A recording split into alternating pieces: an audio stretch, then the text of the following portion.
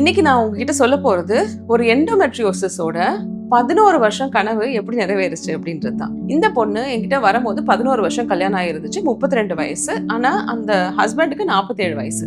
So இவ்வளோ வயசு டிஃப்ரென்ஸ்ல கல்யாணம் பண்ணியிருக்காங்க. ஸோ 2 பேருக்கும் குழந்தை பெற்றுக்கணுன்ற எண்ணம் நிறையவே இருந்துச்சு. அதுக்கு முன்னாடியே IUI வந்து 2 to 3 டைம்ஸ் பண்ணிட்டாங்க. நிறைய டைம் டாக்டர் கிட்ட போய் கருமுட்டை வளர்றதுக்கான மாத்திரை போட்டு ட்ரை பண்ணியிருக்காங்க. டியூப்ல ஒரு சைடு மட்டும் கொஞ்சம் ஸ்லோ ஸ்பில்னு சொல்லியிருக்காங்க, ரைட் சைட்ல.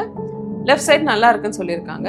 ஸோ இந்த பேஷண்ட் என்கிட்ட வந்த உடனே நாங்கள் சொன்னது 11 வருஷம் ஆயிடுச்சு, IVFக்கே ப்ரொசீட் பண்ணிக்கலாம். IVF பண்ணிட்டு சர்ஜரி பண்ணி அந்த சிஸ்டர் ரிமூவ் பண்ணிட்டு கரு வைக்கலாம் அப்படின்னு தான் ஃபர்ஸ்ட் பிளான். IVF பண்ணோம். 6 கரு அழகாக 5th டே வரைக்கும் வளர்ந்துச்சு. ஸோ எல்லாமே B கிரேட்ல இருந்துச்சு. அதெல்லாம் ஃப்ரீஸ் பண்ணி வச்சுட்டோம். இதெல்லாம் பண்ணி முடிச்சுட்டு சர்ஜரின்னும் போது அவங்களுக்கு ரொம்ப பயம்.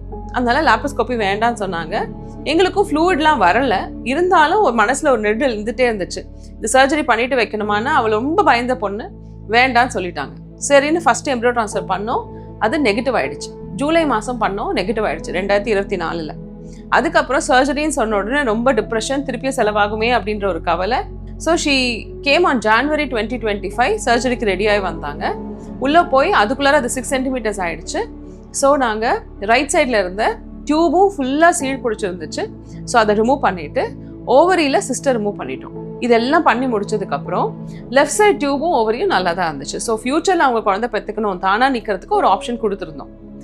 ஸோ இதை முடிச்சுட்டு அவங்க இன்னும் எனக்கு கொஞ்சம் டைம் வேணும், வீட்டில் கொஞ்சம் பிரச்சனைகள் இருக்குது, இதெல்லாம் சால்வ் பண்ணணும்னு சொல்லி ஜூலை மாதம் எம்ப்ரியோ ட்ரான்ஸ்ஃபருக்கு ரெடி ஆனாங்க. அதுக்கு 2 மாதம் முன்னாடி சப்ரஷன் கொடுத்தோம். ஏன்னா எண்டோமெட்ரியோசிஸ் இருக்கிறதுனால 2 மாதம் சப்ரஷனுக்கு ஒரு இன்ஜெக்ஷனும் மெடிசனும் கொடுத்துட்டு ஜூலை மாதம் கரு வச்சு அந்த ப்ரெக்னன்சி ஆனதுக்கப்புறம் ஒரு பிரச்சனையுமே இல்லை, ஸ்மூத்தாக போச்சு ப்ரெக்னன்சி. ப்ரெக்னன்சி ஆனதுலேருந்து ஒரு 2 தடவை தான் நான் பார்த்துருப்பேன். அதோட டெலிவரி அப்போது ஒரு அழகான ஒரு பேபி நல்லபடியாக இருந்ததை, ஒரு ஹாப்பியாக அந்த பேபியை கொடுக்கும் போது எண்டோமெட்ரியோசிஸ் இருந்து அழகான ஒரு குழந்தை வரத்துக்கு IVF உறுதுணையாக இருந்திருக்கு. ஸோ நீங்கள் பயந்து சர்ஜரிக்கு பயந்து நிற்காம தேவைப்படுதுன்னு சொன்னால் அதுக்கான சர்ஜரியை பண்ணிக்கிட்டா தான் நல்ல ரிசல்ட் கொடுக்க முடியும்.